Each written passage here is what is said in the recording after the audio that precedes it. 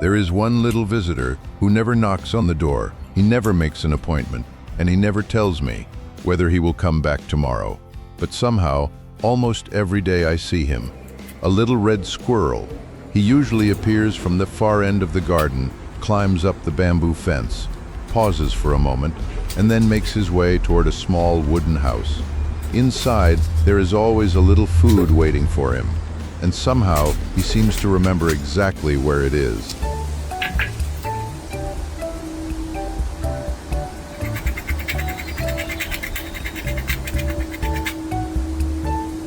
When I first saw him, I thought, just another squirrel looking for food.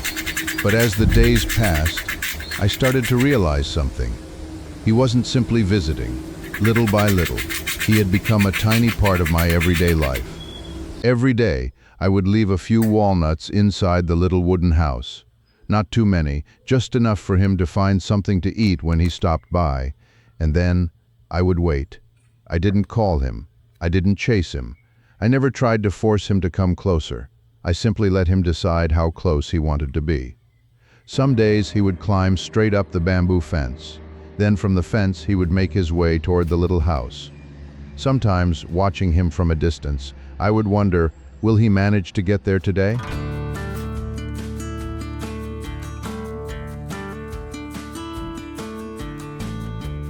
And then he would jump down, run closer, look inside and begin taking the walnuts one by one. So naturally, it almost felt as if this little wooden house had become one of his familiar places. But he doesn't always eat inside the wooden house.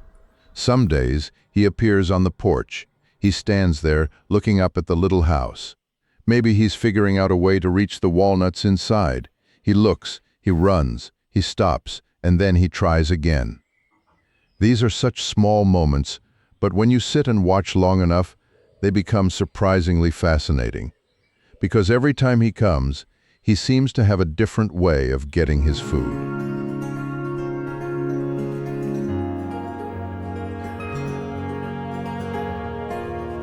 And then there are days when he simply stands right outside the door, just to get a walnut. I look at him, he looks at me, and suddenly, the distance between us doesn't feel quite so large, but I still try to remain completely still. I don't move toward him. I don't make sudden sounds. I simply hold out the food and let him decide. And then one day, he took a walnut directly from my hand. It only lasted a few seconds, but to me, that moment meant much more than watching him eat inside the wooden house. Because a wild little animal doesn't simply give you its trust. It can run away at any moment. One sudden movement, one unexpected sound, and it can disappear in an instant. So I learned something. The important thing isn't making him come closer. It's letting him know that he is always free to leave. And perhaps that's exactly why those moments when he chooses to come closer feel so special. I used to think, what could possibly be special about an ordinary day in the garden? A squirrel runs by, a few walnuts disappear, a little food is taken, and then everything goes back to normal. But the more I watched, the more I realized, sometimes the moments we remember most aren't the big ones, they're the tiny ones. A little red squirrel running along a bamboo fence, a small head appearing from inside a wooden house, tiny paws holding a walnut, or simply the sight of him sitting quietly on the grass eating his meal.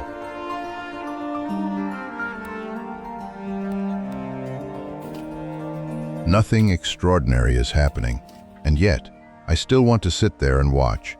Some days I see him eating inside the little wooden house.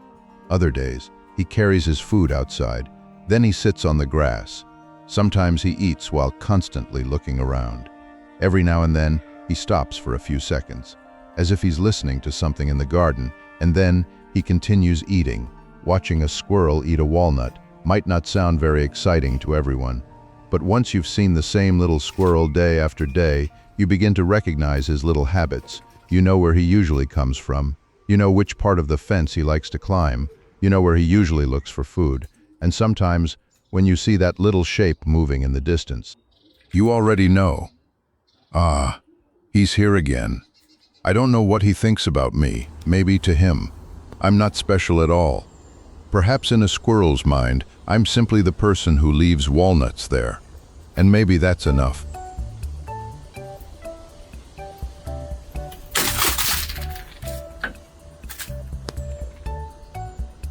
But to me, he has become a familiar little visitor. A visitor who doesn't need an invitation, doesn't need a reservation, and never says thank you. He simply comes, eats a little, and leaves. And the next day, if I'm lucky, I see him again.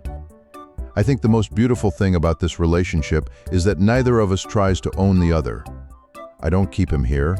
I don't try to catch him. I don't force him to come closer. I simply leave a little food and a place where he seems comfortable enough to visit, and he remains free to choose. He can come, he can leave, he can eat inside the wooden house, he can eat on the grass, or he can simply stand outside the door, look at me for a moment, and run away.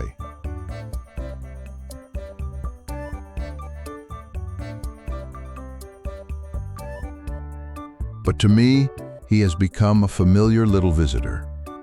A visitor who doesn't need an invitation, doesn't need a reservation, and never says thank you. He simply comes, eats a little, and leaves. And the next day, if I'm lucky, I see him again. I think the most beautiful thing about this relationship is that neither of us tries to own the other. I don't keep him here. I don't try to catch him. I don't force him to come closer.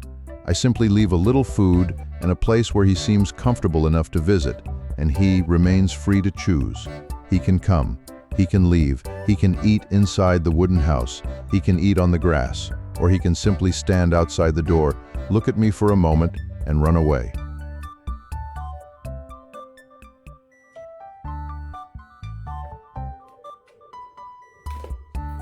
A warm, friendly American male narrator who speaks naturally and conversationally. Calm, trustworthy, and emotionally engaging. Uses gentle curiosity, subtle excitement, and meaningful pauses. Sounds like talking directly to one close friend rather than reading a script.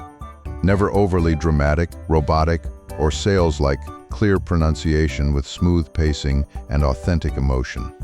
He has his own paths, his own places to explore, his own busy little world that I know almost nothing about, so I don't want to assume that he will always be here.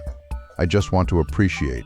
If you ever see a squirrel in your garden, try sitting quietly for a while. Don't call him. Don't rush toward him. Just watch. You might be surprised to discover that even a tiny creature like this has an entire world of its own. He has his habits, his curiosity, his caution, his familiar paths. And perhaps he also has certain places where he feels safe enough to come back again.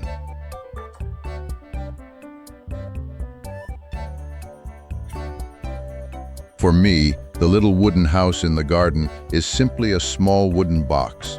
The walnuts are just food, but to this little squirrel, perhaps it's a familiar place, a small stop along his journey through each day. And so, the days continue to pass. I put out the food, I wait, and then, from somewhere, a little red squirrel appears again. He runs along the bamboo fence, jumps down, makes his way toward the wooden house, takes a walnut, and sits down on the grass. I stand there and watch him. There is no conversation, no special music, no dramatic moment. Just an ordinary garden on an ordinary day, and a little visitor enjoying his meal.